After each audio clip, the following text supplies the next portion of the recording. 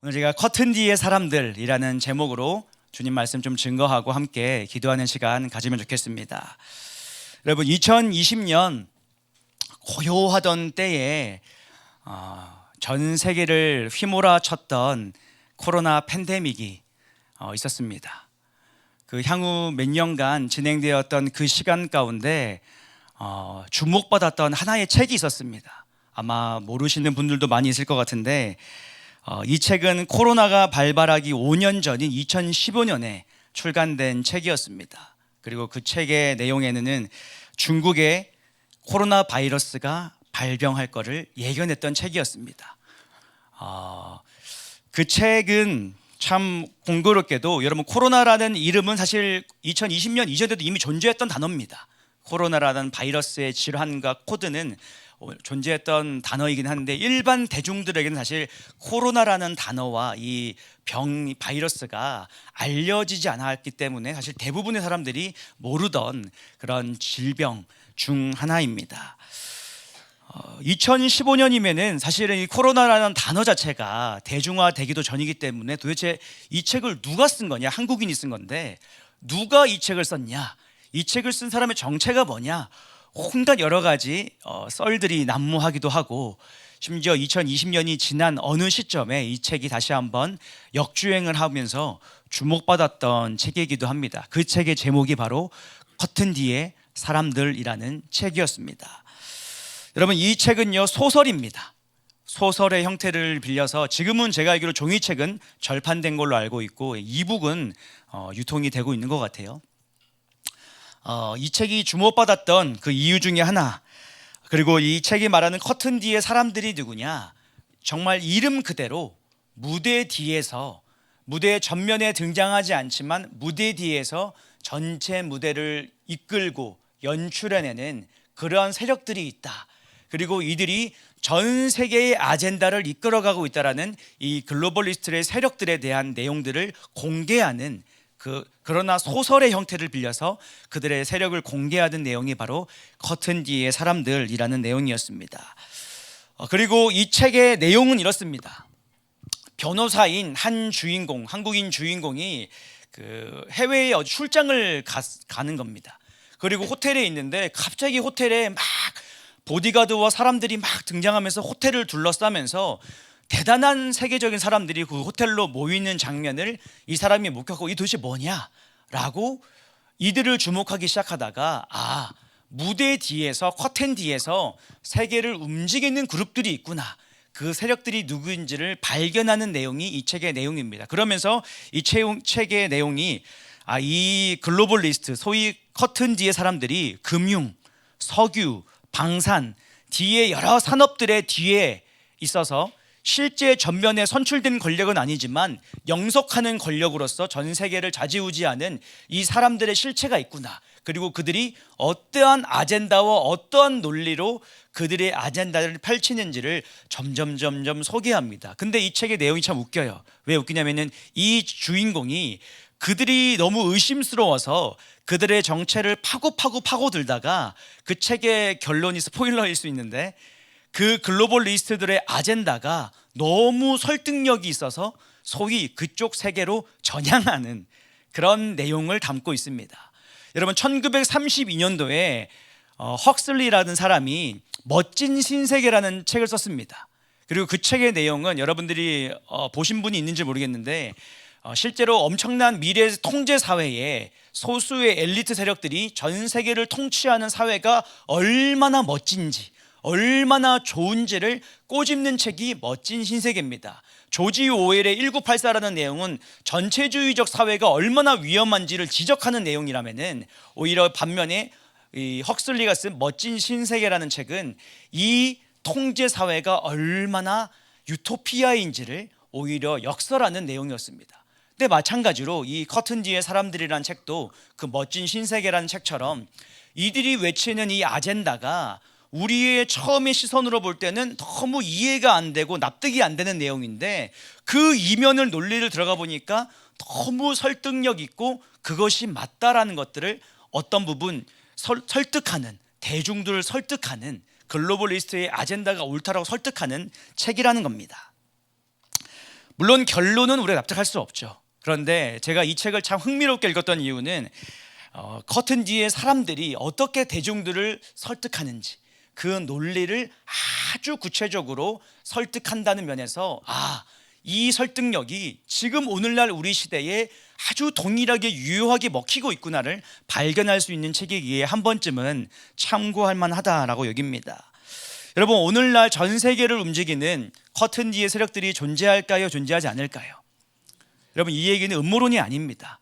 이미 많은 자료를 통해서 밝혀지고 있고, 실제로 2016년부터 트럼프가 대선 운동을 시작할 때만 하더라도 미국과 전 세계를 붙들고 반기독교적 세계로 이끌어가고 세계를 아주 디스토피아 같은 안 좋은 세계로 이끌어가는 그들의 아젠다를 폭로하면서 딥스테이트라는 이름으로 얘기했지만, 사실은 커튼 뒤에서 아까 말씀드린 것처럼 석유, 금융, 방산, 에너지 다양한 분야의 산업의 뒤에 있으나 이들이 선출된 권력이 아니지만 오히려 영속하는 권력으로서 전 세계의 아젠다를 이끌어가는 이런 딥스테이트들이 있다라는 것들을 트럼프가 대선 운동 때 선포하면서 어떤 부분 음모론과 같은 내용들이 조금 더 공개적으로 공론화될 수 있었던 장이 열렸다고 볼 수 있습니다. 여러분, 그 대표적인 단체 중에 하나가 미국의 CFR이라는 외교협의회라는 단체입니다. 여러분, 이 CFR은 미국의 많은 대통령들을 배출했고 정치인들을 배출했고 외교관과 실질적으로 엄청난 세력을 가진 기업가들을 배출하고 그들의 아젠다를 만들어가는 모임입니다. 근데 국가 모임이 아니고 민간 단체예요. 그리고 이 단체는 널리 알려진 단체입니다. 공적으로 조지 소로스와 같은 자들, 그다음에 헨리 키신저 같은 자들, 이런 자들이 그 안에 있었었고 오바마, 바이든 이런 자들이 그런 단체에 속해 있었습니다. 근데 이 단체는 철저하게 멤버십 위주로이기 때문에 들어가고 싶다고 들어갈 수 있는 단체가 아닙니다. 그리고 이들의 아젠다가 얼만큼 미국이라는 주류 사회에 영향력을 미쳤는지, 그리고 이 헨리 키신저 같은 자들이 그들이 이 아젠다를 가지고 전 세계 국제 정치라는 이름으로, 외교라는 이름으로 어떤 식으로 그들의 아젠다를 펼쳐왔는지를 그 CFR의 외교협의회의 여러 아젠다와 포럼 자료들을 보면은 아주 디테일하게 그들의 아젠다를 공개적으로 얘기하고 있습니다. 여러분, 이러한 커튼 뒤의 세력들이 조금 더 오피셜하게 공적으로 자신들의 아젠다를 풀어내는 장이, 제가 예전에 말씀드린 다보스 포럼과 같이 세계 경제 포럼과 같은 단체가 그들의 아젠다들을 아주 공적으로, 그리고 기업인들이 이것들을 비즈니스맨들이 잘 풀어갈 수 있는 용어들로 현실적으로 풀어내는 그런 아젠다 모임이 다보스 포럼이라는 단체라는 겁니다. 여러분, 2020년 팬데믹 이후에 다보스 포럼의 의장이었던 클라우드 슈밥이 책을 하나 냅니다. 그 책이 그 유명한 그레이트 리셋이라는 책입니다. 한국어로는 위대한 리셋이라고 번역됐는데 실제 원문은 그레이트 리셋입니다. 저희가 2020년도인가 21년도에 그 책을 다 사가지고는 전 스태프들이랑 학생들이랑 스터디를 한 적이 있었습니다. 그리고 이 책들이 처음에는 학생들이 야, 이게 그레이트 리셋이가 그 기독교 서적인가 보다 하고 봤다가 전혀 그런 내용이 아닌 거예요. 그래서 저희가 설명을 했습니다. 이것이 전체 커튼 뒤 세력들이 어떻게 세계 아젠다를 이끌어가는 내용인지를 우리가 먼저 한번 봐야 된다. 그리고 이 내용이 마지막 때에 오늘날 우리의 살아가는 시대 가운데 어떤 식으로 펼쳐져 가는지 큰 시간표와 흐름을 우리가 볼 줄 알아야 된다라고 나눴던 기억이 있습니다. 여러분, 이 책에는요, 경제, 사회, 지정학, 환경, 기술, 그 다음에 개인에 이르기까지 2030년까지 그레이트 리셋을 해야 된다라는 그 아젠다에 대한 프로세스들을 말하고 있습니다. 굳이 보실 필요는 없는데 그 책에 있는 내용들 중에 여러 키워드들이 2020년 이후로 사실 계속해서 우리가 알고 있는, 우리가 살아가는 삶에서 그런 단어들이 계속 펼쳐졌었던 겁니다. 그 중에 하나가 기후라는 단어입니다. 기후위기, 아주 오래전부터 기후위기라는 단어를 던져왔습니다. 그리고 여러분, 기후위기는 몇 년 전에 미국에 있는 헤리티지 재단이 자신들이 보고서를 한번 낸 적이 있습니다. 그 보고서의 내용은 뭐냐면은 기후위기라고 미국이 전 세계를 향해서 발행하는 보조금, 이 금이 수백 조에 이르는 겁니다. 이 수백조에 이르는 금액이 어디로 흘러갔는지를 공개했던 헤리티지 재단의 보고서였습니다. 근데 그걸 보니까 특정 정치 세력들, 그리고 그것을 외치는 환경단체들, 그리고 그것에 맞는 다큐, 문화, 영화, 교육 산업들, 이런 것들을 이끌어내는 소위 기후 카레트리라는 이름으로 기후라는 이름을 써서 소위 눈먼 돈처럼 국가에 파이프라인을 가지고 자신들의 아젠다와 정치적 세력을 만들고 있는 단체들이 어떠한지, 그 보조금의 규모가 어떠한지를 이 헤리티지 재단이 예전에 공개한 적이 있는 겁니다. 제가 알기로도 거의 300조가 넘었던 것 같아요. 어마어마한 천문학적인 금액이 기후라는 이름으로 전 세계에 산업이 돼서 흘러가고 있다는 겁니다. 그리고 그동안에 아주 소수의 소신 있는 지도자들이 이 기후위기가 얼마나 사기인지를 공개했다라면 사실 이게 마이너한 정치인들이기 때문에 공개적으로 드러나지 않았었는데, 몇 년 전에 트럼프가 이 파리 기후협정을 탈퇴를 하면서 기후위기가 얼마나 대사기극인지를 공론화하기도 했었다는 겁니다. 여러분, 이러한 자세한 내용들은 한국에도 그 환경과학 우리나라 최초의 과학자가 있습니다. 박선순 박사님이라고, 트럼프는 왜 기후협약을 탈퇴했나, 이런 책들을 한번 보시면 아주 자세하게 과학자의 근거와 시선으로 이 내용들이 어떠한지를 잘 역설을 하고 있습니다. 한 번쯤은 일독해 보시는 걸 추천합니다. 여러분, 이들이요 1970년대까지는요 이산화탄소를 말하면서 빙하기가 올 거라고 말했습니다. 진짜 웃기지 않습니까? 근데 딱 10년이 지나니까 1980년대가 되니까 똑같은 데이터를 가지고 지구온난화가 올 거라고 태세 전환을 했습니다. 근데 여러분, 언론을 쥐고 있고, 그리고 이러한 아젠다를 던질 수 있는 세력들, 특별히 여러분 문화라는 이름은 대중이 만들어가는 게 아닙니다. 대중 산업을 만들어갈 수 있는 사람들이 그 코드를 던지면 대중들이 그 트렌드를 이끌려가는 겁니다. 그것처럼 이런 아젠다들을 1980년대부터 기후위기, 그리고 지구온난화라는 단어가 어느 순간 전 세계의 시민들에게 분리수거부터, 여러분 미국은 분리수거 안 합니다. 미국 가니까 얼마나 부러운지 행사 끝나고는 음식물부터 모든 걸 한 번에 버려요. 우리나라는 그 플라스틱의 스티커까지 떼가지고 분리수거 하라고 가르치는데, 여러분 이게 정말 대사기극이라는 겁니다. 물론 환경을 우리가 보호하는 차원에서는 이게 맞는 말인데, 온나라라는 이름으로 말하는 거는 사기극이라는 겁니다. 여러분, 여러 가지 이런 아젠다들에 대한 이슈들이 굉장히 많다는 겁니다. 근데 여러분, 전 세계의 커튼 뒤에서 이런 아젠다를 끌어가고 있는 사람들이 있는 것 같은데, 진짜 커튼 뒤에 있는 분이 누굽니까? 하나님이세요. 그들이 커튼 뒤에서 자신들의 정체를 드러내지 않고 그 연출을 하고 있다면은, 그보다 더 큰 무대 뒤에서 진짜 큰 커튼을 치고 그 무대 위에 무대를 연출하는 분이 우리 하나님이시라는 겁니다. 믿으십니까? 여러분, 시편 2편에 하나님이 뭐라고 말합니까? 열왕들을 향해서 시편 2편 1절로 4절 한번 우리 좀 읽었으면 좋겠습니다. 시편 2편 1절로 4절 함께 읽겠습니다. 시작. 어찌하여 이방 나라들이 분노하며 민족들이 헛된 일을 꾸미는가? 세상의 군환들이 나서며 관원들이 서로 꾀하며 여호와와 그의 기름 부음 받은 자를 대적하며 우리가 그들의 맨 것을 끊고 그들의 결박을 벗어버리자 하는도다. 하늘에 계신 이가 웃으시며 주께서 그들을 비웃으심이로다. 아멘. 여러분, 우리 주님이 세상의 왕들과 통치자들의 음모를 꾸미고 헛된 일들을 꾸미는 걸 보면서 뭐라고 말하냐? 비웃으신다는 겁니다. 여러분, 실제로 2020년 코로나 지난 다음에 영국의 찰스 3세가 뭐라고 말했냐? 이 기회는 한 세대에 올까 말까 한 기회다라고 말했습니다. 여러분, 뭐가 기회라는 겁니까? 코로나로 전 세계가 마비됐는데 뭐가 기회라는 거예요? 그때는 당시 사람들이 제가 왜 저런 말을 하는지 이해를 못했습니다. 시간 지나고 보니까 그들이 어떤 아젠다를 그 코로나를 통해서 팬데믹 가운데 이끌기 원했는지 많이 밝혀졌습니다. 그러면서 우리가 저들이 어떤 시간으로 어떤 시대로 이끌어가고 있구나를 우리가 알게 되는 겁니다. 그리고 여러분, 제가 믿기로 2026년이 어떤 해냐? 저들은 2030년이 그레이트 리셋을 완성하는 해로, 그레이트 리셋을 만들어내는 해로 그들이 2016년인가부터 공공연하게 외쳐왔었습니다. 그런데 여러분, 저는 올해가 어쩌면 그레이트 리셋이 아니라 그레이트 어웨이크닝 같은 거대한 각성이 일어나는 해라고 믿습니다. 저들은 거대한 리셋을 만들려고 하지만 정말 하나님의 사람들, 그리고 진실을 외치는 사람들로 인해서 하나님은 그보다 더 높은 지혜로 거대한 각성, 그레이트 어웨이크닝과 같이 거대한 각성의 시기로 우리를 깨우고 몰아넣고 계신 줄 믿습니다.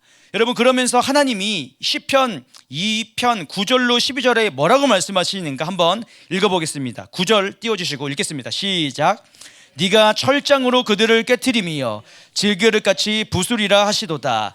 그런즉 군왕들아, 너희는 지혜를 얻으며 세상의 재판관들아, 너희는 교훈을 받을지어다. 여호와를 경외함으로 섬기고 떨며 즐거워할지어다. 12절. 그의 아들에게 입맞추라. 그렇지 아니하면 진노하심으로 너희가 길에서 망하리니 그의 진노가 급하심이라. 여호와께 피하는 모든 사람은 다 복이 있도다. 아멘. 여러분, 주님이 경고하시는 겁니다. 9절에 네가 철장, 여기서 너는 예수 그리스도입니다. 예수 그리스도가 철장으로 그들을 깨트리시는데 어떻게 깨트리냐? 그들의 군왕, 세상의 군왕들, 관원들, 하나님을 대적하여 높은 사상으로 음모를 꾸미는 헛된 일을 꾸미는 자들한테 주님이 철장으로 그들을 깨트리신다는 겁니다. 질그릇같이 내가 부수겠다. 그러면서 10절에 뭐라고 말하느냐? 군왕들아, 너네들 지혜를 가져라. 재판관들아, 교훈을 받아라. 11절에 뭐라고 말합니까? 여호와를 경외함으로 섬기며 떨어라. 그리고 12절에 뭐라고 말합니까? 누가 여호와께 피하는 자다? 그의 아들에게 입맞추는 자. 여러분, 시편에는 예수 그리스도가 계시되어 있습니다. 그의 아들에게 입맞추라.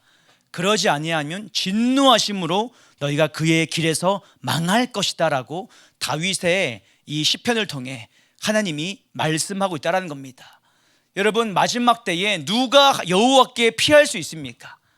그의 아들에게 입맞춘다는 게 뭐예요, 여러분? 예수 그리스도와 친밀한 자, 주님께 내 생명을 드리는 온전한 거룩한 신부된 자들, 그 생명을 주님께 드린 거룩하게 구별된 신부들, 주님께, 여호와께, 예수께 입맞추는 자들, 오늘 그러한 자들이 이 마지막 날에 세상의 군환들이 질그릇처럼 깨지는 그날에 하나님께, 여호와께 피하는 자들이라고 주님이 말씀하신다는 겁니다. 여러분, 커튼 뒤에 있는 자들은 자신의 계획이 영원할 줄 알지만 그들의 계획은 고작 100년입니다. 근데 여러분, 하나님의 계획은 100년짜리가 아니라 영원한 계획이고, 주님의 계획은 인간의 지혜보다 높으신 지혜 가운데 있다라는 것을 우리는 믿어야 할 줄 믿습니다.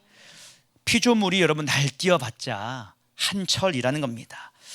여러분, 커튼 뒤에요, 두 종류의 사람이 있습니다.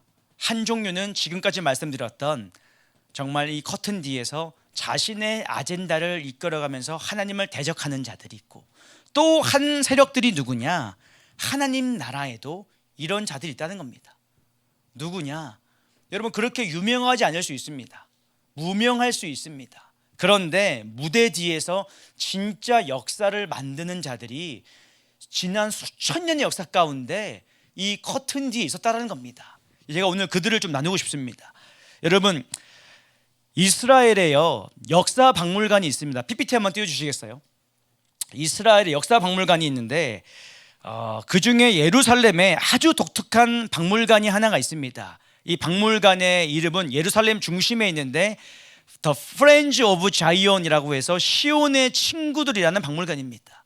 여러분, 이 박물관의 특징은 뭐냐? AD 70년에 예루살렘이 로마의 티투스 장군에 의해서 함락되고 전 세계로 유대인들이 흩어집니다. 그죠? 그리고는 2000년 동안에 전 세계에서 이스라엘의 회복을 위해 힘썼던, 기도했던 자들의 명단이 저기에 벽에 다 기록되어 있습니다. 그래서 시온이 예루살렘을 지칭하는 상징적인 이름이죠. 그래서 시온의 친구들이라고 해서 실제로 예루살렘의 친구들, 시온의 친구들, 전 세계 2000년간 예루살렘의 회복을 꿈꾸고 기도하고 준비했고 영향력을 끼쳤던 수많은 사람들의 이름과 행적이 저 벽면에 다 기록되어 있습니다.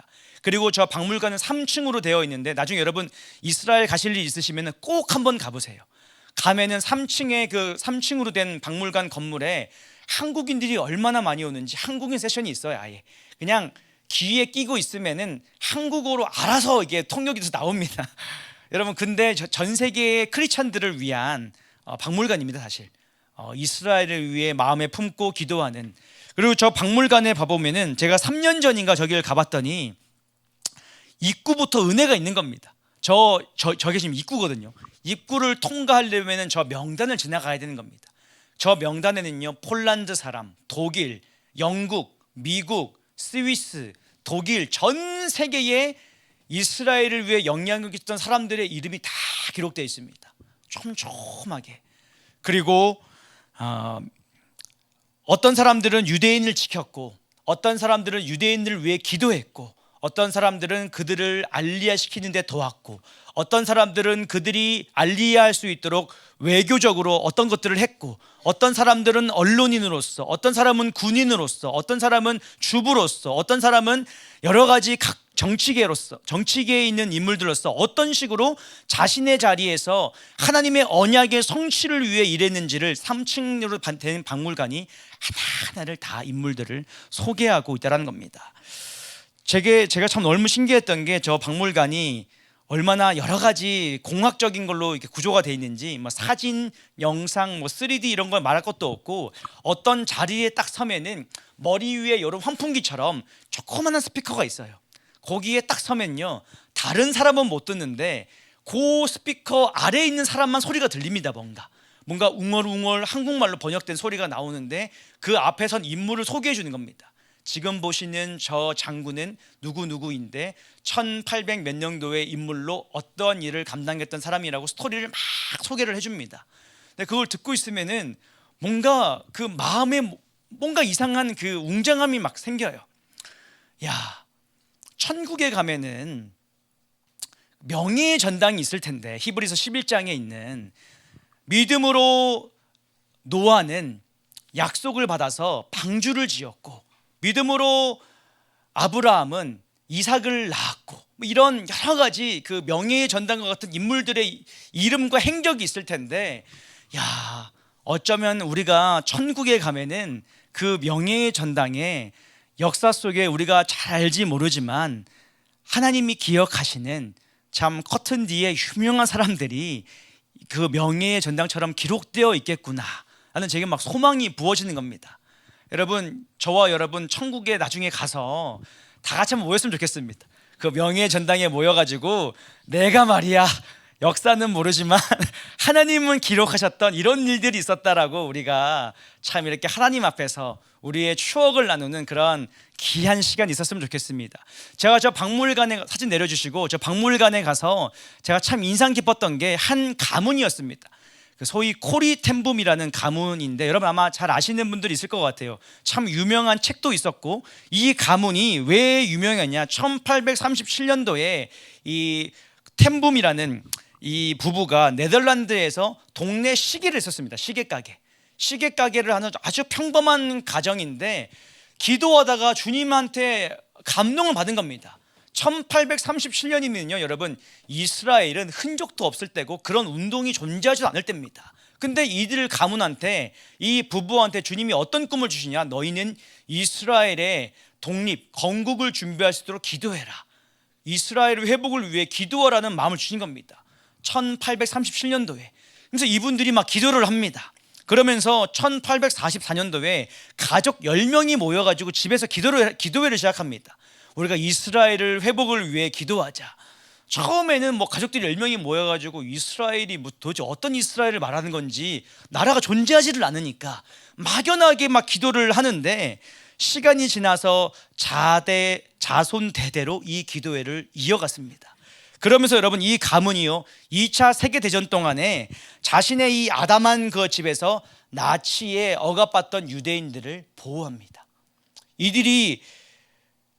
이들한테 은혜를 입은 유대인들이 역사 가운데 몇 명이냐?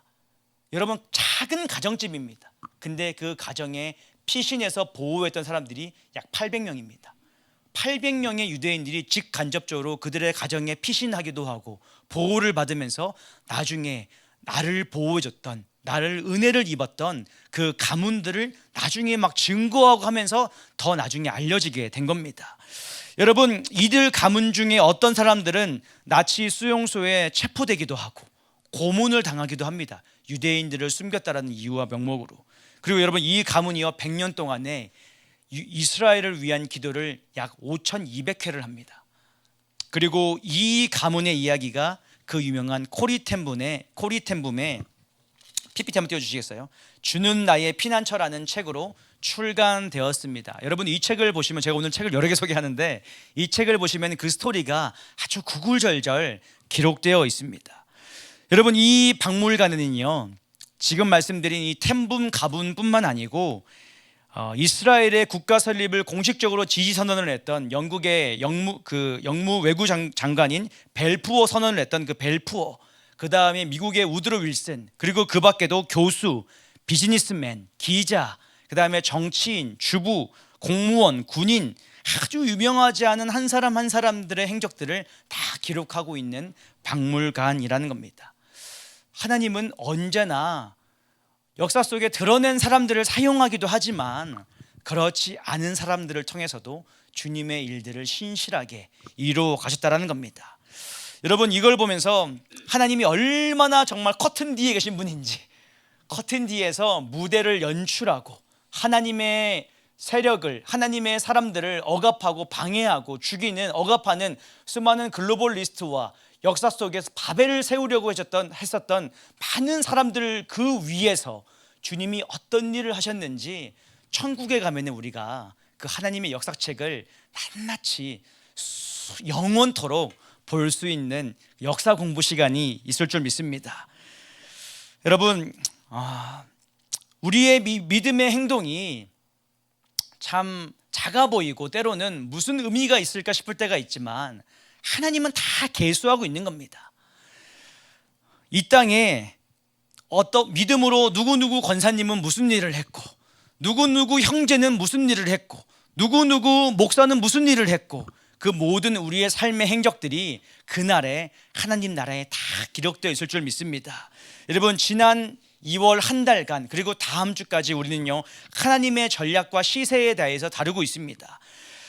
제가 오늘 조금 더 집중해서 나눌 말씀이 한 가지가 있는데, 제가 어젯밤부터 계속 기도하면서 어떤 주제를 많이 나눌까, 그리고 돌아가는 시세들을 제가 많이 정리해둔 것들이 있는데 이런 것들을 어떤 식으로 나눌까를 고민하다가 오히려 오늘 조금 다른 관점을 좀 나눠야겠다라고 좀 하이라이트하는 말씀이 있습니다. 여러분, 제가 오늘 나누고 싶은 전도서 말씀은요 세상의 모든 지혜를 섭렵했던 왕이었던 이 솔로몬이 인생의 봄, 여름, 가을, 겨울을 지나서 모든 인생의 그 흥망성쇠와 같은 시간을 지나서 오늘 그에게 시세를 찾는 사람들한테 솔로몬이 주는 지혜의 말씀입니다. 그 말씀이 뭐냐? 바로 전도서 11장 4절로 6절 말씀이라는 겁니다. 말씀 한번 띄워주시고 함께 읽겠습니다. 4절 읽겠습니다. 시작. 풍세를 살펴보는 자는 파종하지 못할 것이요 구름만 바라보는 자는 거두지 못하리라. 바람의 길이 어떠함과 아이벤 자의 태에서 뼈가 어떻게 자라는지를 네가 알지 못함 같이 만사를 성취하시는 하나님의 일을 네가 알지 못하느니라.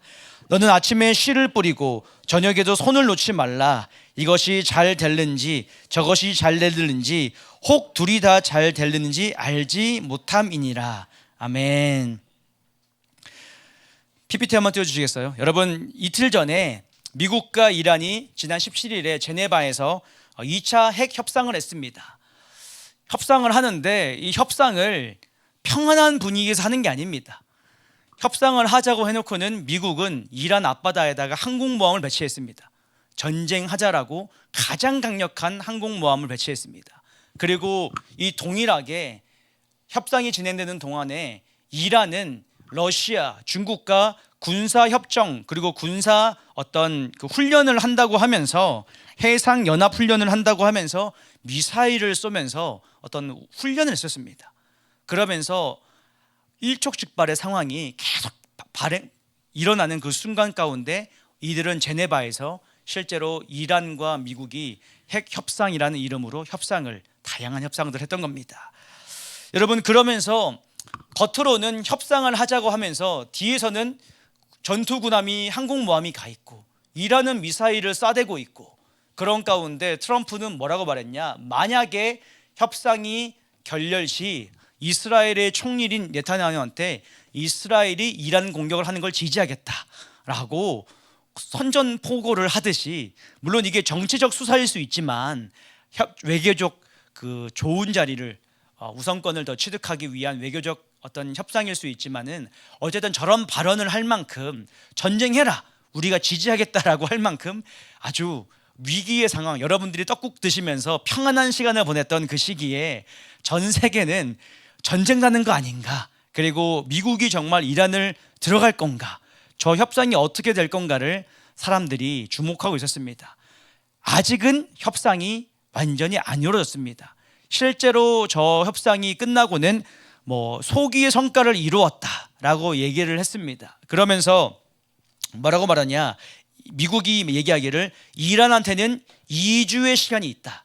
2주 가운데 너네가 핵을 어떻게 처리할 건지 우리에게 구체적인 제안을 해라 라고 선전포고를 한 상태고, JD 벤스 부통령은 뭐라고 말했냐면은 외교적 방법을 통해서든 아니면 다른 방법을 통해서든 이란이 핵무기를 보유할 수 없도록 해결하겠다. 그리고 우리가 말하는 레드라인은 핵 감축이 아니고 플루토늄 이런 농축된 어떠한 것들을 감축하는 게 아니고 핵무기를 없애라, 이게 우리가 말하는 레드라인이다 라고 말하면서 평화적 협상이 아닐 경우에 다른 협상, 군사적인 방안을 고려하겠다라고 벤스 부통령까지도 협상 뒤에 다시 한번 이런 얘기들을 했습니다.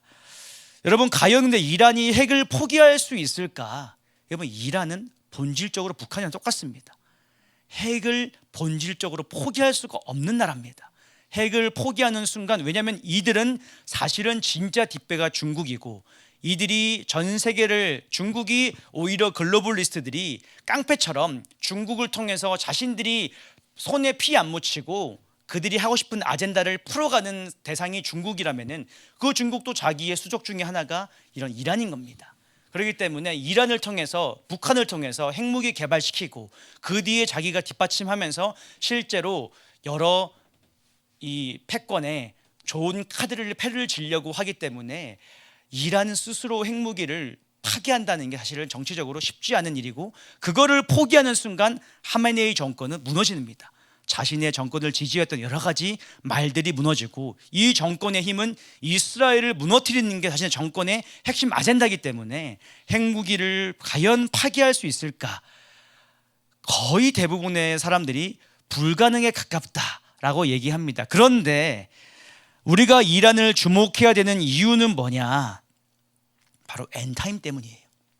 이들이 혹여나 미국과의 이 협정 가운데 많은 부분을 협정하고 핵무기를 완전히 없애는 건 아니더라도, 제가 여러 번 말씀드리는 이 아브라함 협정, 트럼프의 중동 질서의 새 질서는 다 하나입니다. 아브라함 협정, 중동 전체를 이스라엘과 평화협정을 맺게 만드는 게 트럼프의 일기 때부터 지금까지의 계속해서 지속해왔던 협정의 방안이었습니다. 그래서 만약에 이란과의 조금 더 정책적으로 외교적으로 유리한 지위를 취했을 때 미국이 오늘 이들한테 여러 가지를 내어주면서 아브라함 협정을 가입시킨다면은 사우디와 중동의 많은 국가들이 이제 아브라함 협정에 들어올 수 있는 겁니다.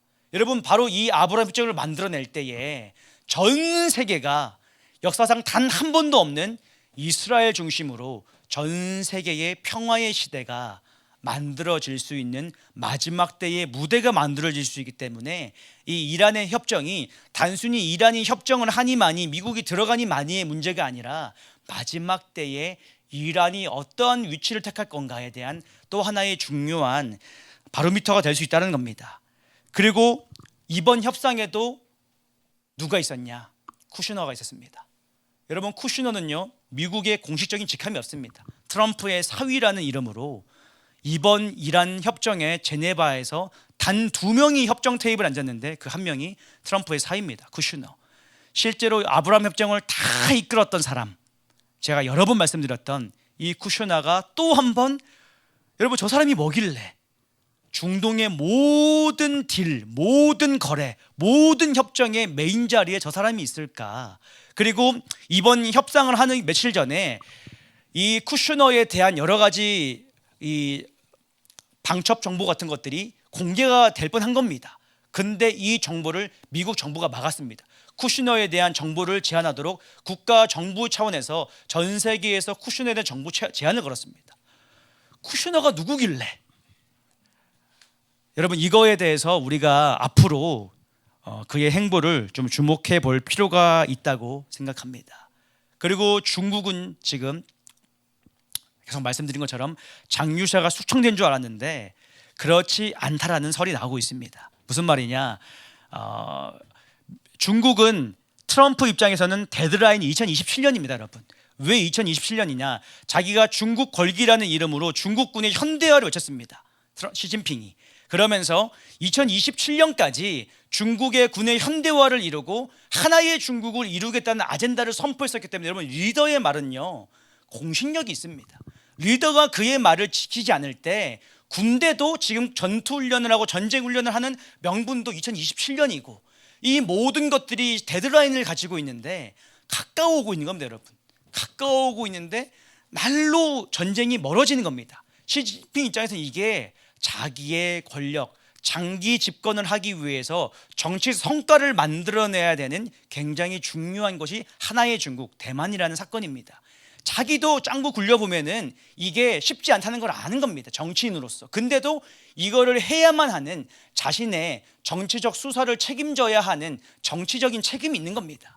그렇기 때문에 여러분, 시진핑은 질 줄을 알면서도 어떤 부분에서 무리수를 둬서 대만 전쟁을 일으키려고 했던 거고, 장유샤는 군인으로서 현대 자신의 군대, 중국의 이 군 전력을 보니까 도저히 현실적으로, 장유샤도 여러분 좋은 사람이 아니에요.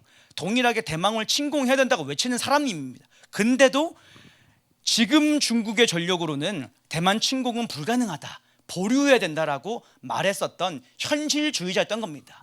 이 두 사람이 패권 질서 가운데 시진핑이 장유샤를 숙청했다라고 해서 실제로 체포를 했었는데, 최근에 무슨 일이 있었냐? 2월 4일에 제14기 전인대 상무위원회가 중국에서 열렸습니다. 근데 이 20차 회의에서 장유샤와 또 한 명의 3인자인 유전린가 자격 박탈한다고 예상되었는데 그런 얘기가 사라졌습니다. 체포는 되어 있는데 그 얘기가 사라진 겁니다.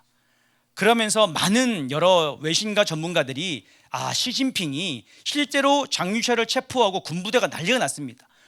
쿠데타가 일어날 징조들이 보이기도 하고, 왜냐하면 실제 군부대의 실세를 장유샤라는 사람을 시진핑이 체포했기 때문에 그를 따르던, 실제로 신임이 덕망이 가득했던 장유샤를 지지했던 사람들이 쿠데타를 일으키려고 했었던 조짐들도 있었었고, 또 여러 언론들 그리고 미국의 언론사들까지도 이거는 선을 넘었다라고 시진핑을 경고했습니다. 그러다 보니까 완전히 제거하려고 했었는데 사실 이게 조금 어려워진 게 아니냐라는 얘기들이 나오고 있다는 겁니다. 여러분, 이 대만 침공 얘기가 그냥 흘러가는 남의 나라 얘기가 아니고 대만 침공하는 즉시 우리나라 얘기입니다, 여러분. 우리나라와 아주 맞닿아 있는 얘기이기 때문에 남의 나라, 그냥 중국이 하나의 중국 외치는 게 아니고 우리나라의 전쟁에 참여할 건가의 문제이기도 하고, 대만과 동시에 북한이, 중국이 대한민국과 어떤 식으로 그 협정을 맺을지 모르기 때문에 우리나라의 아주 긴밀한 문제이기 때문에 여러분, 우리가 최소한의 어떤 정보들은 계속 팔로우할 필요는 있다는 겁니다. 근데 여러분, 이러한 마지막 때 사건들을 우리가 체크하고 팔로우하고 하나님의 시간표와 우리의 삶과 에너지와 전략을 정렬은 해야 되는데, 오늘 본문 4절이 뭐라고 말하고 있냐? 다시 한번 띄워주시겠어요? 전도서 11장 4절은 뭐라고 말하고 있냐? 이렇게 말을 한다는 겁니다. 풍세를 살펴보는 자는 파종하지 못할 것이요, 구름만 바라보는 자는 거두지 못하리라. 여러분, 무슨 말이냐? 농사하러 가가지고 야 오늘 바람이 너무 세다, 오늘 안 되겠다 해서 나중에 좀 기다리자, 바람이 좀 그치기를 기다리자고 말하는 사람은 결코 씨를 뿌리지 못한다는 겁니다. 야 오늘 하늘 보니까 구름이 가득해가지고 오늘 농사하기에 적합한 날이 아니야, 좋은 날을 기다리자 라고 말하는 사람은 여러분 파종하지도 못하고 거두지도 못한다고 지적한다는 겁니다. 여러분 어떤 사람은요 지금이 위기에 따라서 잠잠하자고 말합니다. 어떤 사람은 국제 정세가 너무 급변하기 때문에 어떤 전략을 실행하기보다 잠깐 기다리자라고 말합니다. 여러분 틀린 말 아닙니다. 어떻게 지금 여러 가지 패권이 흘러가는지를 보면서 선교 전략과 또 우리의 여러 전략들을 짜는 것들이 중요한 전략적인 중요한 전략의 정보들인 건 분명합니다. 다 일리 있는 이야기인데 여러분 뭘 기다리는 겁니까 우리가? 여러분 파도가 치기를 기다리는 사람들, 여러분 파도를 타려면 파도를 기다려야죠.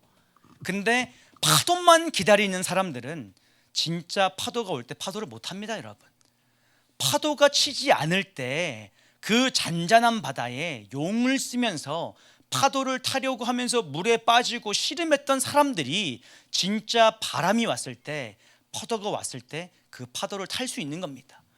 평소에 준비된 사람들이 아니면 진짜 기회가 와도 그 기회를 못 한다는 겁니다. 여러분 제가 여러 번 말씀드리는 것처럼 인류 역사 가운데 씨를 뿌리기 좋은 때는 없습니다. 여러분 복음 전하기 좋은 때는 없었습니다.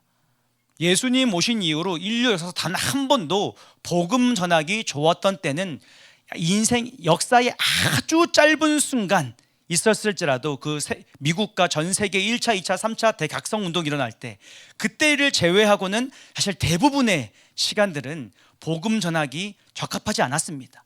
초대교회 때는 복음을 증거한다고 죽었고, 로마가 기도회를 국교화했을 때는 우리의 세상에 온 것 같았지만은 실제로 복음을 진짜 생명의 복음을 증거하면은 로마가 정해놓은 복음의 말씀의 규정 때문에 오히려 화형을 당하거나 죽었고, 종교개혁의 시기 이전에 바티칸이 카톨릭이 전 세계를 지배하고 있을 때는 성경을 외치는 것만으로도 화형을 당했고, 소유하는 것만으로도. 그리고 여러분 1차, 2차, 3차 대각성이 일어났다는 그 미국의 시기들을 보면요, 미국의 불이 다 꺼져갔던 시기에 각성이 일어났던 겁니다. 복음을 외쳐 사람들이 콧방귀 켰던 시절에 각성이, 회개가 일어났던 겁니다. 여러분 이 바람만 그치면 말이야, 이 전쟁의 소문만 지나면 말이야 라고 기다리는 사람들은 여러분 절대로 그때가 왔을 때 파종하지 못한다는 겁니다. 여러분 전도사가 말하기를 그때의 씨를 뿌릴 수도 없고 거두지도 못한다는 겁니다. 여러분 내일은 환난이지 평안이 아니라고 말합니다. 다시 말해서 우리가 살아갈 날은 마지막 때가 될수록 사단이 발악하면서 더 그 압력이 거세지는 시간이라는 겁니다. 제가 이런 얘기하면 참 분위기가 싸해질 수 있는데, 우리에게 펼쳐진 길은 꽃길이 아니라 여러분 사실은 가시밭길이 예비된 게 성경적인 사실입니다. 물론 그 가시밭길이라도 주님과 함께 걸을 때에 꽃길이 되는 겁니다. 주님과 함께 걸을 때에 고난 속에서도 부흥을 맛보는 것이지, 우리에게 역사 가운데 찬란한 르네상스의 시대는 아주 짧은 시간 허락될 수는 있겠지만 결코 그런 때가 흔치 않다는 겁니다. 여러분 5절을 보니까 뭐라고 말하냐, 5절 함께 읽을까요? 시작.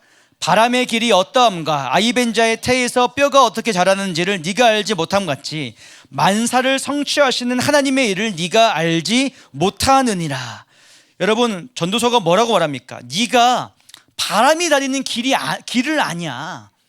아이벤자의 태에서 아기가 뼈가 어떻게 자라나는지를 네가 아냐. 여러분 여기 다 많은 분들이 자녀를 한두 명씩은 낳아봤을 것 같아요. 청년들도 있지만 여러분 애가 임신하고 나면은 한 10주가 지나면 초음파 검사를 하면 화나죠.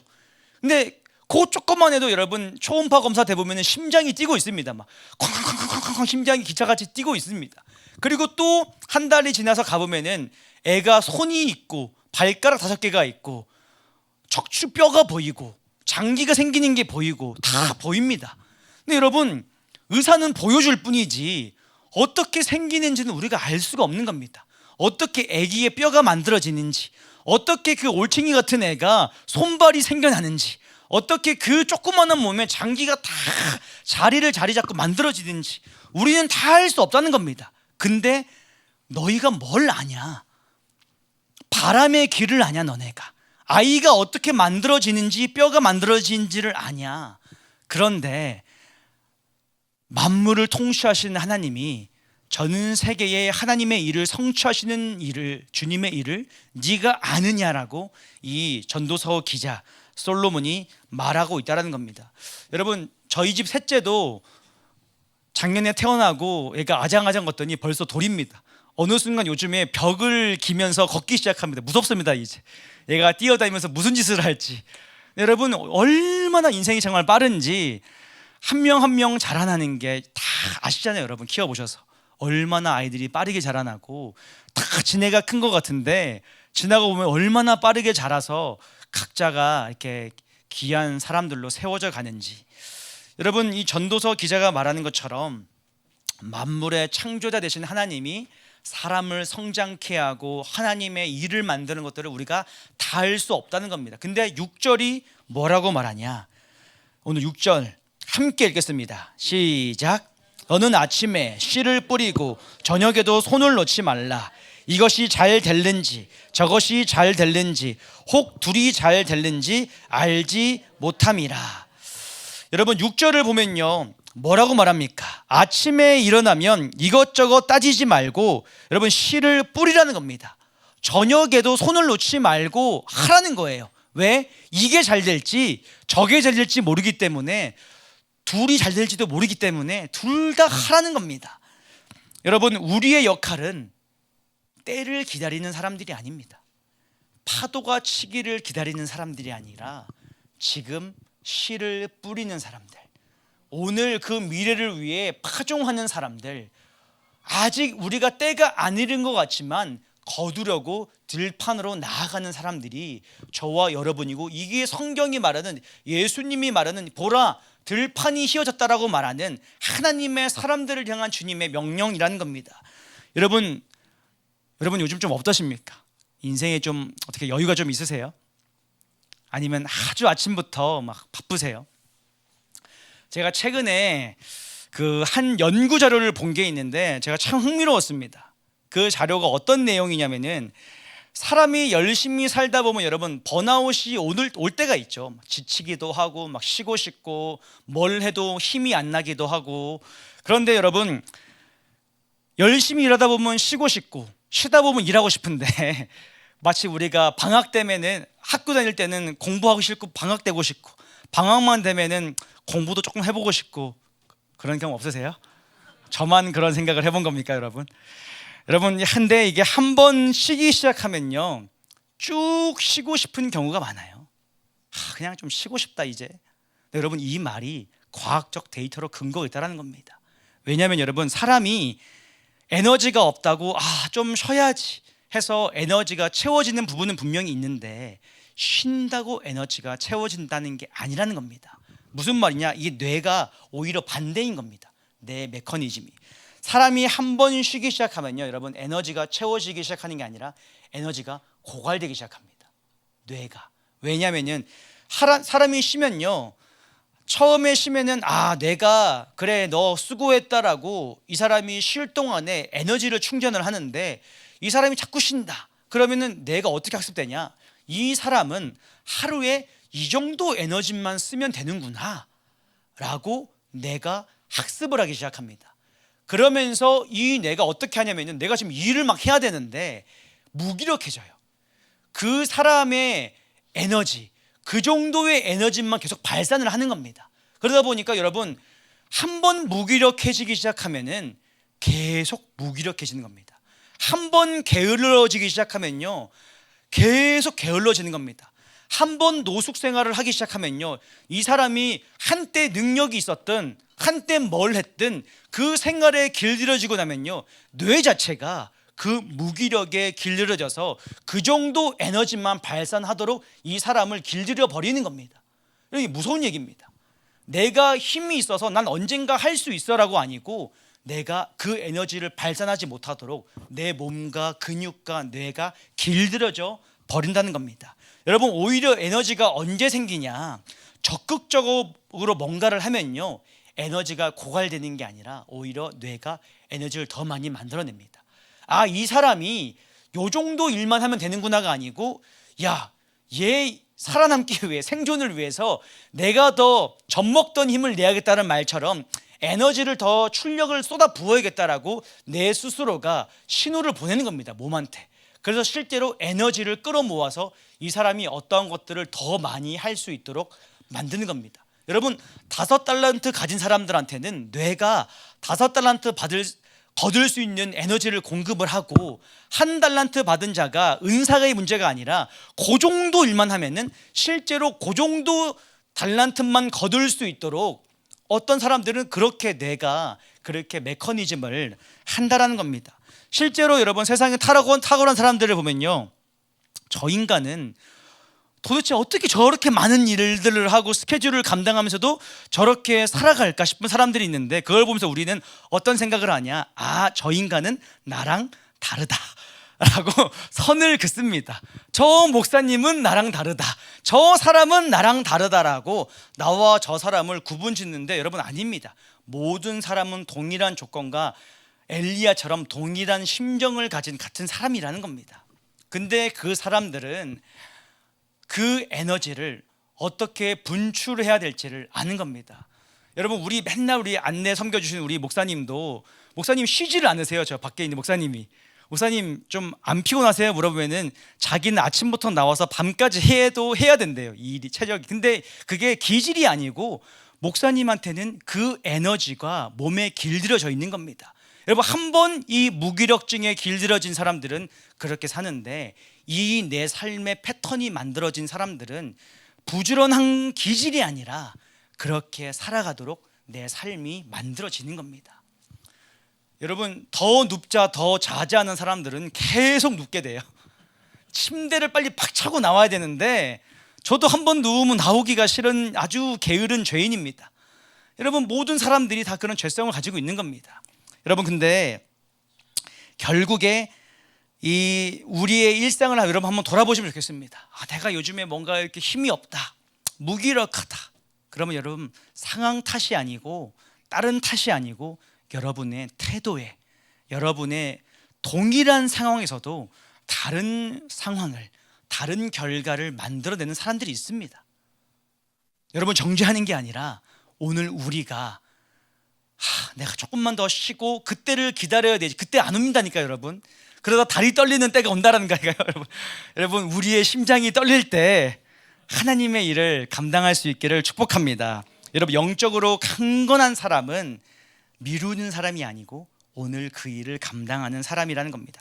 여러분, 물론 어떤 사람은 비전의 문제일 수 있습니다. 이 무기력증이 뭔가를 열심히 하는데 더 고갈되는 사람들이 있어요. 이 사람 두 가지 이유가 있습니다. 첫 번째, 부르심의 자리에 있지 않기 때문에 내가 쏟아도 그 일이 나에게 생명력을 주는 하나님의 콜링이 있는 일이 아니라 생존을 위해 살아가고 있기 때문에 그 자리가 내 부르심의 자리가 아니기에 고갈되는 사람들도 있습니다. 근데 또 어떤 사람들은요, 하나님이 불렀는데 그 자리에 있는데 열심히 일하는데도 불구하고 고갈되는 사람들이 있습니다. 여러분, 이 사람들 왜 고갈되는지 아세요? 주객이 전도되기 시작한 겁니다. 여러분, 하나님의 일하는 방식은 달라요. 여러분, 에덴의 라이프는요, 하나님이 아담과 동역했던 방식은 우리의 방식과 다릅니다. 에덴의 라이프 스타일은 어땠습니까? 밤이 먼저고 낮이 그 다음이었습니다. 다시 말해서 쉼이 먼저고 그 다음 일하는 과정을 거치도록 하나님이 에덴이라는 라이프를 설계를 하신 겁니다. 다시 말해서 무슨 말이냐, 죽창 쉬라는 소리가 아니라 하나님 안에서 교제하면서, 하나님 안에서 안식하면서, 하나님 안에서 쉼을 얻는 법을 아는 사람들한테 하나님이 그 에너지로 낮이라는 일을 감당할 수 있도록 하나님이 애초에 에덴이라는 이 시스템을, 우리를 그렇게 설계를 하신 겁니다.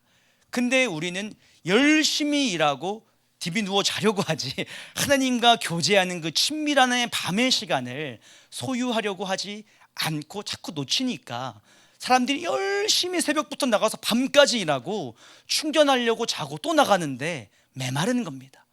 여러분, 하나님이 에덴에서 아담이랑 동역할 때 어떻게 했습니까? 아담을 재우시고 그가 일어나서 또 주님과 충분하게 대화하고 교제하니까 주님이 뭘 맡기세요?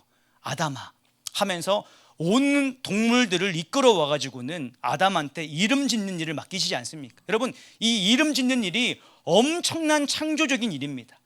여러분, 자녀 이름 짓는 것도 너무 고통스러운데 전 동물들, 식물들 이름 짓는 일이 여러분 얼마나 고통스러울까요? 여러분, 우리가 알지 못하는 어마어마한 저 해저의 식물들, 동물들이 있는데 그 이름 어떻게 지을까요? 여러분, 고도의 창조적인 창조성을 가진 네이밍과 이 브랜딩이라는 이 일들을 아담이 하나님과의 충분한 교제 가운데, 충분한 심 가운데 거니고 주님으로부터 충만함을 입고 그 일을 감당했다는 겁니다. 여러분, 워커홀릭 되라는 소리가 아니라 오늘 이 말씀처럼 하나님은 너는 낮에도 뿌리고 밤에도 해라, 근데 열심히 일을 해라라는 그 말을 넘어서 하나님은 우리에게 뿌리고 거두고 그리고 주님 앞에 머물고 이 모든 라이프 스타일의 패턴을 우리의 삶에게 요구하고 계시다는 겁니다.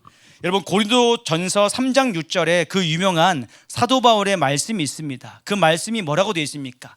사도 바울이 이렇게 말합니다. 나는 심었고 아볼로는 물을 주었으되 자라나게 하시는 분이 누구다? 하나님이다. 여러분, 아멘이십니까? 제가 예전에 어떤 분을 만났는데 그분이 자기가 쌀을 만들어서 쌀 이름을 3장 6절미로 짓겠다는 겁니다. 왜 3장 6절미인가 했더니 저 말씀이에요. 나는 심었고 이웃은 물을 주었지만 이 쌀을 자라나게 한 건 하나님입니다. 그래서 3장 6절미로 이름을 짓겠다 그래서 자, 이름 잘 지었다 했는데 찾아보니까 검색이 안 나오더라고요. 그분이 지금 어디 갔는지 모르겠어요.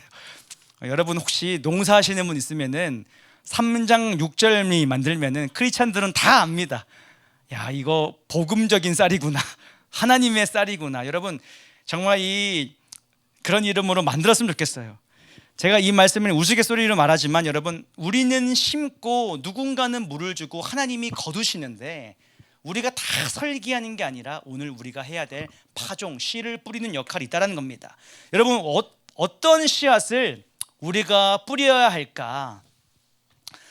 제가 올해에 제가 그렇게 막 비전의 사람이 아닌데 계속 올 초부터 이 공동체가 나아갈 비전을 한 개, 두 개씩 여러분과 나누고 있습니다. 여러분, 올해 저희들이 여러분과 함께 두 가지에 좀 집중하고 싶어요.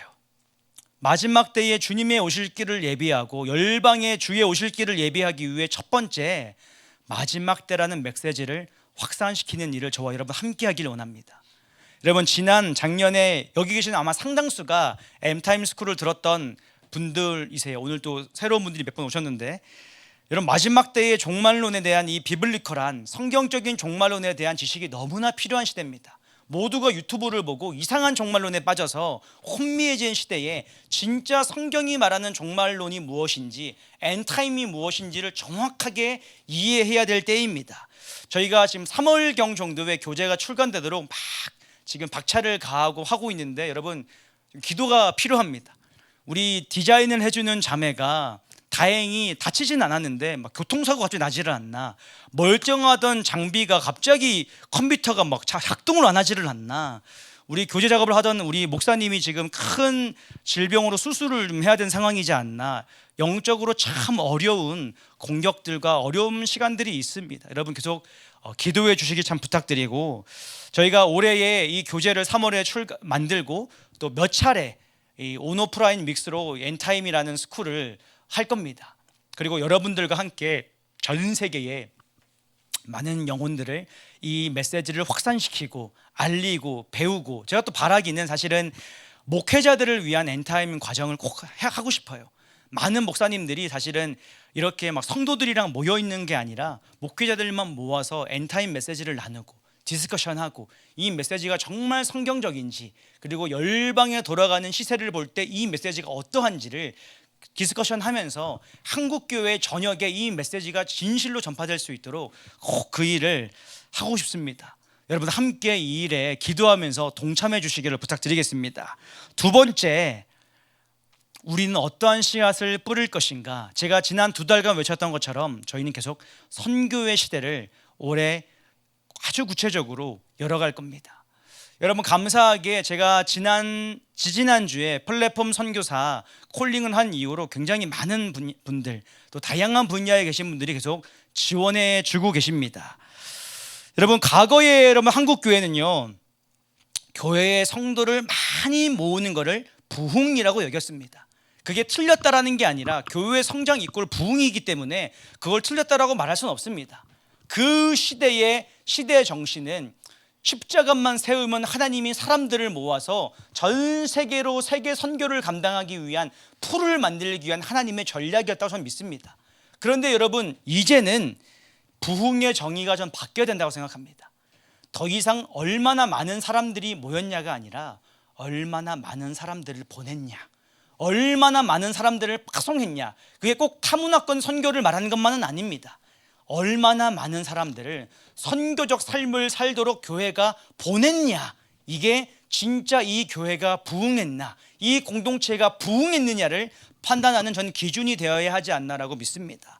여러분 교회마다 제자 훈련의 목표가 우리 교회 좋은 일꾼 만드는 것도 너무 귀한 그리스도의 몸을 섬기며 만물 안에서 만물을 충만케 하는 하나님의 신비인 교회를 세워가는 아주 중요한 근본적인 일이지만, 동시에 얼마나 제자 삼는 자들, 얼마나 많은 제자 삼는 파송한 구조로 이 교회가 변화되어 가고 있냐가 제자 훈련의 목적으로 변모해야 된다고 믿습니다.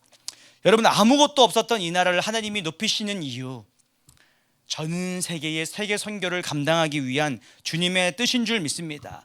여러분 타문화권 선교 그리고 동일 문화권 선교, 우리가 이런 용어에 좀 익숙해져야 됩니다. 그죠? 타문화권은 우리의 문화를 벗어난 해외 선교를 말하는 것이고, 동일 문화권은 같은 언어와 문화를 쓰고 있는 이 한국인들, 그리고 전 세계에 흩어져 있는 디아스포라 같은 사람들을 향한 선교 전략을 말하는 겁니다. 여러분 타문화권 선교는 소위 우리가 수평 선교라고 말합니다. 저희가 늘 말했던 수평 선교, 수직 선교 기억나세요?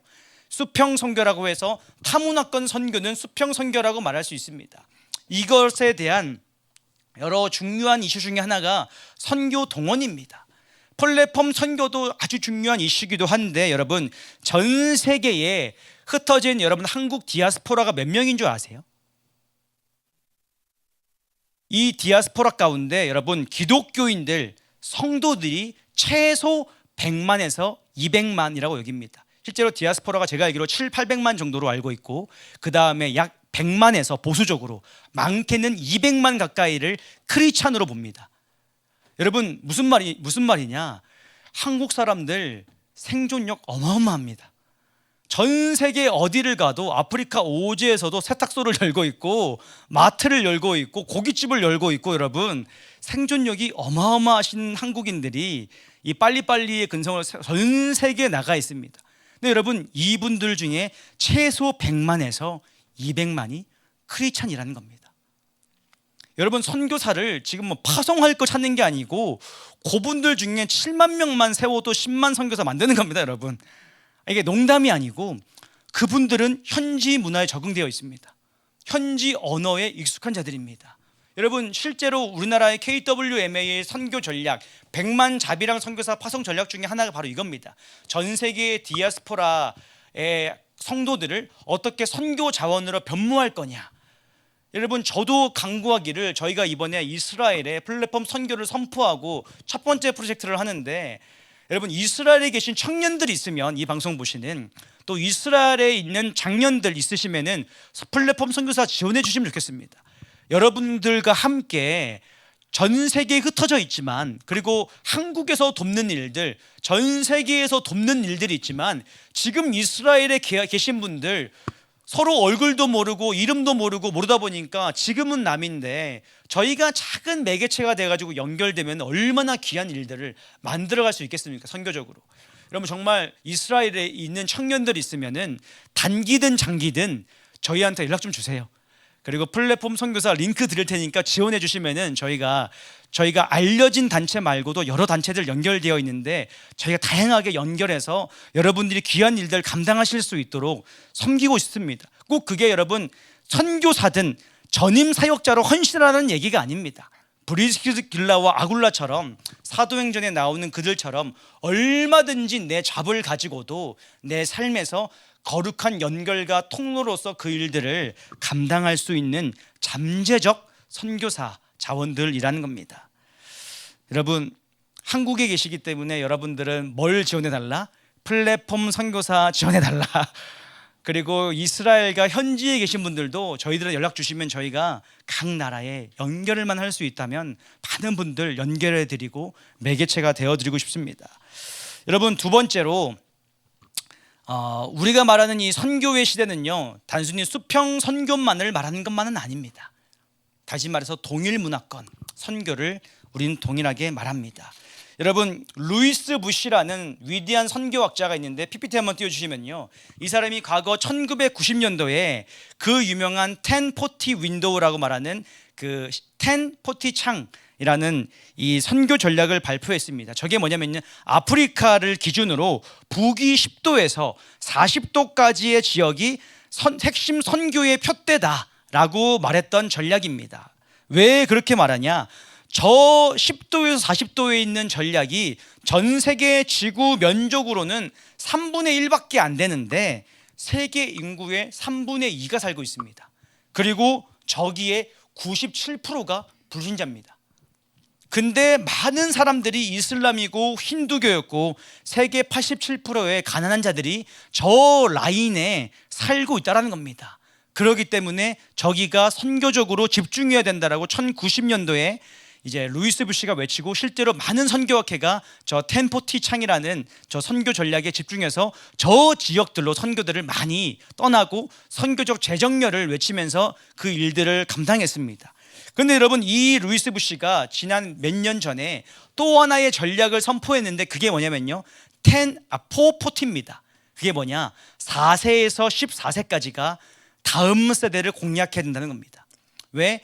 4세부터 14세에 기독교 문화에 노출되거나 예수를 영접했던 사람들은 그들이 성인이 돼서도 여전히 기독교 문화 또는 크리스찬으로서 정체성을 가지고 살아가고 있고 그들이 다음 세대들을 선교하는 자원으로 쓸 수 있기 때문에 이 세대를 공략하는 게 아주 중요하다라고 선포하면서 소위 414이라는 4세에서 14세 다음 세대 수직 선교 전략을 선포했었습니다.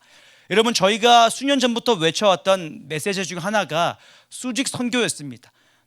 우리의 열방이 지금 이스라엘이 아니고 우리 자녀의 지금 방이 열방이 된 땅끝이 된 이 시대 가운데 우리 자녀들을 어떻게 제자화할 것인가에 대한 이슈들을 나눴습니다.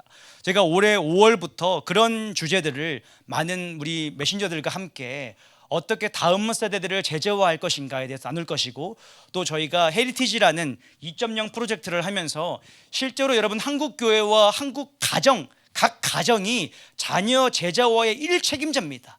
근데 저희가 하고 싶은 또 저희가 해야 될 일은 그 제자화 시키고 있는 가정들한테 그 다음 세대들한테 비전을 넣는 것들, 이 대한민국의 부르심이 무엇이고 우리의 유업이 무엇이고 이 비전이 무엇인지를 그들의 삶에 들리는 문화와 음악과 문화로 풀어내는 일들을 저희가 감당하기를 원한다는 겁니다. 여러분 이 일들을 저희가 향후에 구체적으로 더 기도하고 여러분과 나눌 때에 여러분 함께 두 손 들어 기도하면서 우리가 이 수직 선교 자녀를 제자화하는 것과 열방을 제자 삼는 일들 함께 감당하기를 예수님의 이름으로 축복합니다. 여러분 대한민국 역사상 지금 다음 세대가 가장 스펙이 좋아요. 세상에 유치원을 가려고 영어 유치원을 가려고 입시를 보는 세상입니다. 제 딸이 저보다 영어를 잘하는 것 같아요. 저는 뭐 보낸 거 없는데 일단 기본적으로 저보다 발음이 훨씬 뛰어납니다.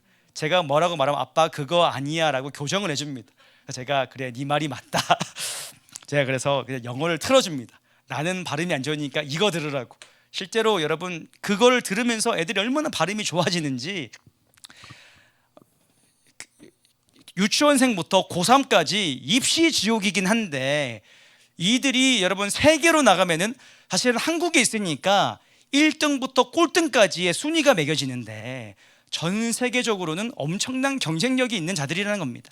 여러분 한국 교회 시스템의 가장 큰 문제를 많은 사람들이 뭐로 꼽는 줄 아세요? 감점주의 시스템이라는 겁니다. 한국의 교육 시스템은 무슨 말이냐? 100점이라는 만점을 만들어 놓고 너 한 개 틀렸어? 그럼 너는 99점짜리 인생이야. 너 20개 틀었어? 그럼 넌 80점짜리 인생이야. 30개 틀렸어? 너는 70점짜리 인생이야 라고 감점주의로 만점이라는 절대 기준을 가지고 사람을 나열해서 등수를 매기는 시스템이 한국 교회의 아주 고질적인, 그래서 이 성적과 이 결과에 따라서 그 인생의 잣대가 이 만들어지는 것 같은, 미래가 형성되는 것 같은 이 감점주의 시스템이라는 겁니다. 근데 여러분 요즘에 하나님 나라는 어떤 시스템이냐? 여러분 감점주의가 아니고 가점주의입니다. 무슨 말이냐? 요즘 시대를 여러분 덕후 전성 시대라고 말해요. 과거의 덕후가 뭐냐면 오타쿠를 말하는 거예요. 오타쿠. 여러분 뭐 하나에 잘하는 사람들, 일본에서 온 말인데 막 만화에 빠져있는 사람들을 이제 오타쿠라 그랬습니다. 옛날에 이런 사람 보면 으이그 부모들이 혀를 차면서 나중에 커서 뭐하네 그랬는데 요즘에 여러분 오타쿠 전성시대가 돼가지고 덕후들이 승리하는 세상이 왔습니다. 역사에 완전히 몰입된 역사 덕후가 유튜브를 시작하면요 전 세계적으로 역사에 엄청난 인플루언서를 가진 사람이 되고 베스트셀러가 되고 교보문고에, 여러분 과학에 미친 과학 덕후가 여러분 어떤 책을 내니까 방송국에서 모셔가는 인플루언서가 됩니다. 학력도 없어 아무것도 없는데 여러분 덕후 전성시대가 된 겁니다. 내가 꽂혀있는 분야에 탁월함만 가지고 있으면은 전성시대, 과거에는 육각형 인재를 원했어요. 팔각형 인재같이 모든 분야의 평균 이상의 사람들을 원했는데 지금은 뾰족한 인재, 네가 어떤 분야에 뾰족해도 나머지 그 불편한 것들, 부족한 것들 괜찮으니까 이 분야에 탁월한 사람이 되면 다 용서되는 정말 독특한 시대가 돼버린 겁니다. 여러분 이 시대에 하나님의 방식이 여러분 이런 것 같아요. 잘못하는 것들을 보완해 주시죠, 약점을. 근데 그 약점을 보완하시기보다도 하나님은 우리의 은사를 사용하시는 분이세요.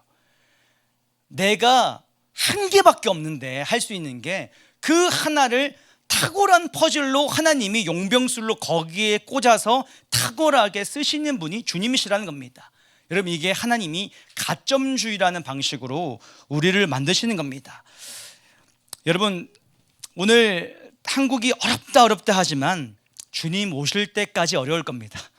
주님 오실 때까지 정치는 싸울 거고, 주님 오실 때까지 교육 문제는 있을 거고, 주님 오실 때까지 중독의 문제는 해결 안 될 겁니다. 여러분 근데 우리에게 지금 이 대한민국의 이슈에 둔감하라는 소리가 아니라 우리에게 열린 문이 있다는 걸 저는 오늘 강조하고 싶은 겁니다. 저와 여러분 앞에 하나님이 허락하신 열린 문이 있는 줄 믿습니다. 이 열린 문을 보는 사람만이 씨앗을 뿌릴 수 있다라고 믿습니다. 여러분 오늘 우리는요 과거에 뿌린 씨앗의 결과를 살아가는 거고, 우리가 오늘 뿌린 씨앗이 미래를 만들어 간다고 믿습니다. 여러분 시간이 많이 지나서 우리 예배팀 좀 올라오시고 함께 좀 말씀을 마무리했으면 좋겠습니다. 여러분 1700년도 후반대에 전 세계를, 기독교계를 장악했던 두 가지 문화가 있었습니다. 그게 뭐냐? 첫 번째 하이퍼 칼빈주의, 소위 극단적인 예정론이었습니다. 하나님이 구원받을 자와 지옥 보낼 자를 예정해 놓았다. 그래서 거기에서 나온 게 뭐냐? 그러기 때문에 우리가 선교를 말하는 건 교만이다. 하나님이 선교의 주체이시기 때문에 우리가 선교하지 않아도 하나님이 선교하신다라고 반은 맞고 반은 틀린 말로 선교 무용론을 외쳤던 게 1700년대 중반에서 후반대입니다. 하이퍼 칼빈주의가 만연했던 시기였던 겁니다.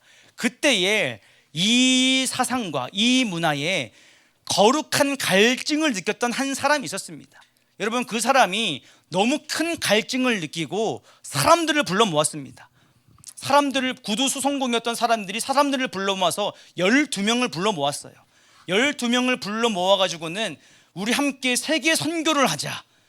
이 나라에 전 세계에 만연해 있는 이 하이퍼 칼빈주의 선교 무용론이 아니고 우리가 세계 선교를 마무리 짓자라고 12명인가 10명이 모여가지고는 함께 기도회를 시작하는 겁니다. 그리고 기도회를 시작해가지고는 12명이 모금을 했습니다. 우리 재산을 털어보자 라고 돈을 냈는데 얼마가 모였는 줄 아세요 여러분? 13파운드. 13파운드가 얼마냐면 1파운드가 지금 1,900원입니다 13파운드면은 25,000원이 모였어요. 25,000원. 세계 선교를 하자라고 12명이 모여가지고는 거기에는 목회자도 있었고 다양한 사람들이 있었는데 대단한 사람들이 모여가지고는 기도를 시작했는데 25,000원이 모인 겁니다.